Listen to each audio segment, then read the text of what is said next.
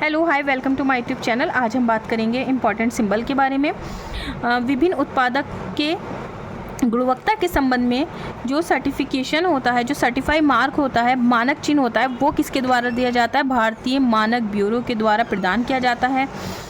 मानक चिन्ह उन्हीं उत्पादों को प्रदान किया जाता है जो भारतीय मानक ब्यूरो के द्वारा निर्धारित जो उसके मानदंड हैं, जो उसके स्केल हैं, वो उन स्केलों को पूरा करता है। ये चिन्ह सुनिश्चित करता है कि उपभोक्ता द्वारा खरीदे जाने वाला जो प्रोडक्ट है, वो क्वालिटी है उसमें, वो ठीक है। इसी के संदर्भ में कुछ चिन्ह हैं जो इस तरह से हैं। ISI के बारे में, ISI भारतीय मानक ब्यूरो द्वारा निर्धारित मानक चिन्ह विनिर्माणी क्षेत्र के समस्त वस्तुएं औद्योगिकी उत्पादों पर लगाया जाता है। ये 1995 से प्रभावी है। इसके बाद आ जाता है एगमार्क, जो कि कृषि के क्षेत्र के उत्पादकों की गुणवत्ता, उसकी क्वालिटी का प्रमाणित करता है। भारत सरकार के विपणन एवं निरीक्षण निर्देशालय द्वारा लगाया जाता है। ये 1986 से प्रभावी है। ये दालें, अन्न, खाद्य तेल, वेजिटेबल तेल जो वेज ऑयल होते हैं, फलों, सब्जियों तथा अर्ध प्रसंस्कृत उत्पादकों आदि 2005 उत्पादों पर लगाया जाता है। 205 प्रोडक्ट पर लगाया जाता है।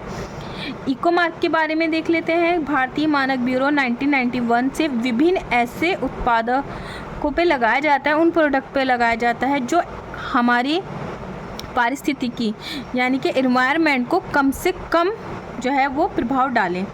इसके बाद आ जाता है हॉलमार्क। ये ज्वेलर्स लगाते हैं आभूषणों पर, ज्वेलर्स जिससे जो हम ज्वेलरी खरीदते हैं उन पर लगाया जाता है, उनकी क्वालिटी के लिए लगाया जाता है।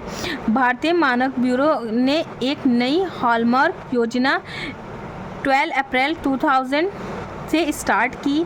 BIS अधिनियम 1986 के तहत जारी किए जाने वाला हॉलमार्क उसी सोने से बने हुए आभूषण के लिए प्रदान किया जाता है जो ISI 1417 के स्केल के अनुरूप है।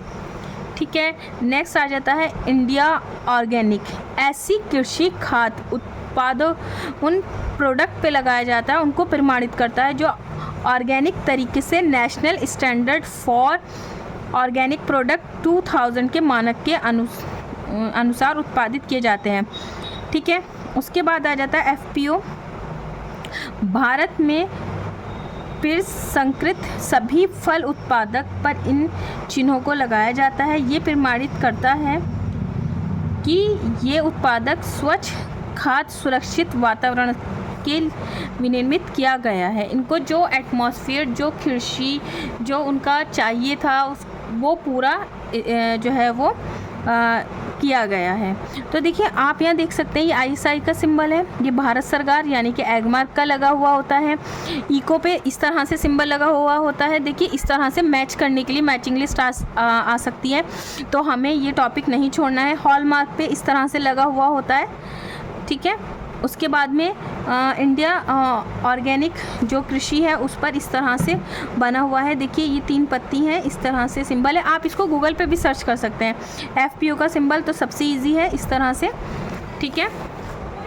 उसके बाद आ जाता है भारत स्टेज 2, 3, 4 चिन्ह। भारत स्टेज उत्सर्जन